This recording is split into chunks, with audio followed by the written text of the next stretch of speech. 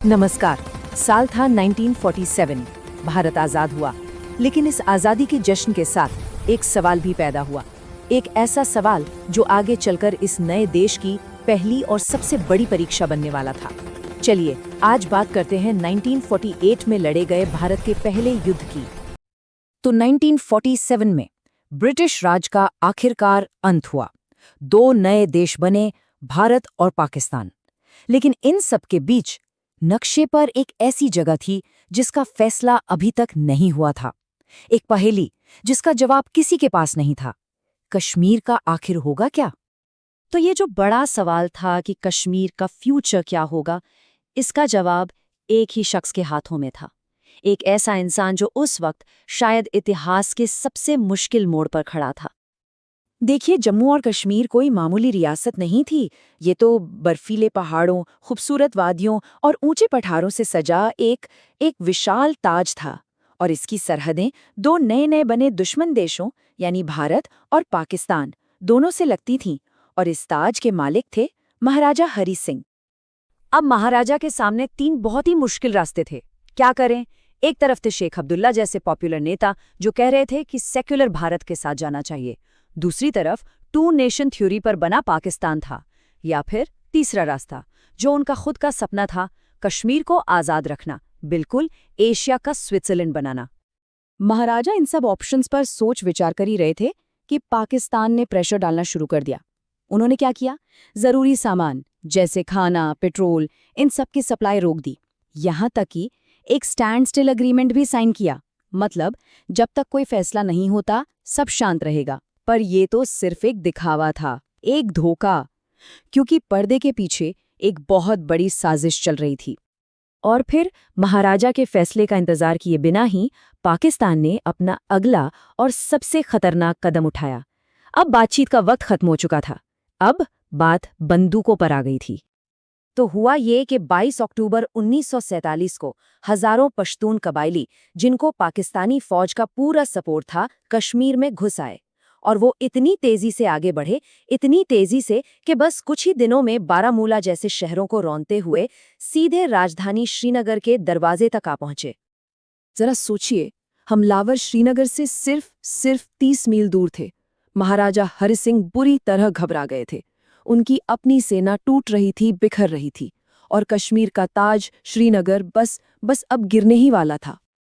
और यहाँ से कहानी उस ऐतिहासिक मोड़ पर पहुँचती है जहाँ एक फैसले ने सिर्फ कश्मीर का नहीं बल्कि पूरे साउथ एशिया का नक्शा हमेशा के लिए बदल दिया। सोचने वाली बात है, जब दुश्मन दरवाजे पर खड़ा हो और सब कुछ दांव पर लगा हो तो क्या फैसला लिया जा सकता है? महाराजा के पास अब वक्त बिल्कुल नहीं बचा था। और फिर आई वो तारीख जिसने सब कुछ बदल दिया, 26 अक्टूबर 1947। यही वो दिन था जब महाराजा हरि सिंह ने अपनी जिंदगी का आखिरी और सबसे अहम फैसला लिया। उन्होंने साइन किया इंस्ट्रूमेंट ऑफ एक्सेशन यानी विलय पत्र। ये बस एक कागज नहीं था, ये वो कानूनी दस्तावेज था जिसने जम्मू और कश्मीर को ऑफिशियल तौर पर भारत का हिस्सा बना दिया। अब मदद की जो गुहार थी वो एक अधिकार में बदल चुकी थी। ऐसा कहते हैं कि जब महाराजा श्रीनगर छोड़ रहे थे तो उनके शब्द थे, मैं भारत के साथ हूं। ये सिर्फ एक राजा के शब्द नहीं थे, ये एक पूरी रियासत की, वहां के लोगों की किस्मत का फैसला था। विलय पत्र पर स्याही ठीक से सूखी भी नहीं थी कि भारत के सामने उसकी पहली अग्नि परीक्षा आ खड़ी हुई। ये सिर्फ एक मिलिट्री ऑपरेशन नहीं था, ये एक नए नए बने देश के स्वाभिमान की लड़ाई थी। 27 अक्टूबर की सुबह इतिहास एक नया मोड़ ले रहा था। दिल्ली से इंडियन एयरफोर्स के डकोटा विमानों ने उड़ान भरी। मंजिल श्रीनगर। वहां लेफ्टिनेंट कर्नल राय की लीडरशिप में एक सिख रेजिमेंट के जवान ठीक उस वक्त आखिरी लम्हों में हवाई अड्डे पर उतरे जब दुश्मन बस उसे कब्जे में लेने ही वाला था। उन्होंने उस दिन सिर्फ एक एयर स्ट्रिप नहीं बल्कि पूरे कश्मीर की उम्मीद को बचाया था।